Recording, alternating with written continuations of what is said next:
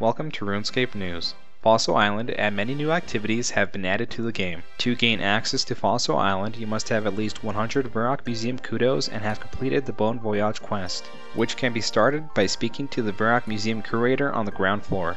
The Volcanic mine has been added to the game. This mine acts as a group scaling minigame similar to the Wintertot. To access this minigame, you need at least level 50 mining and 180 kudos. The main objective of this minigame is to guide a giant boulder through the mine and break it down to get ores which can be exchanged for points. These points can then be exchanged for ores and other rewards, such as calcite and pyrophosphite, which are used for prayer training. This minigame is safe, meaning if you die you can retrieve your gear by paying Nomalite, the Fossil Island currency, except for hardcore Ironmen.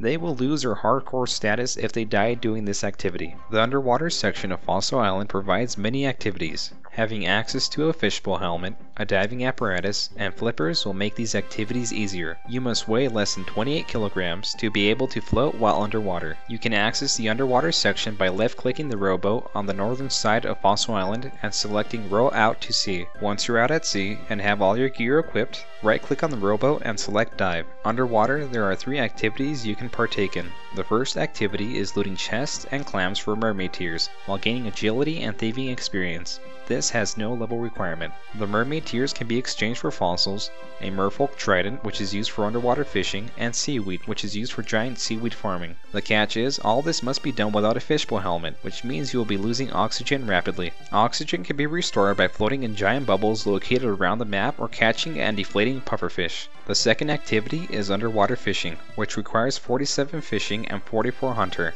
along with drift nets, which can be crafted at a loom for 10 jute fibers. This activity also requires you to pay 200 Nomalite per day.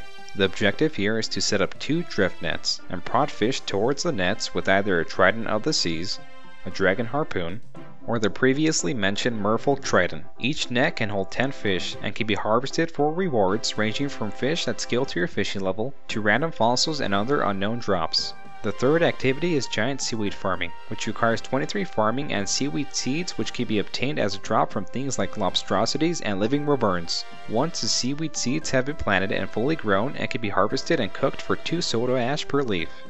Taloned, long-tailed, spitting, and ancient Wyverns have been added to the game. Ancient Wyverns require 82 Slayer to kill, while the rest require 66 Slayer. You can expect 3 new drops from these Wyverns: Granite Boots and Granite Longswords, which are dropped from regular Wyverns, and an Ancient Wyvern Visage, which can be used to make an Ancient Wyvern Shield. This Visage can only be dropped by Ancient Wyverns.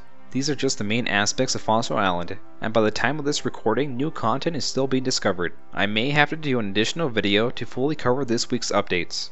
That being said, this has been my 16th episode of RuneScape News, September 7th, 2017.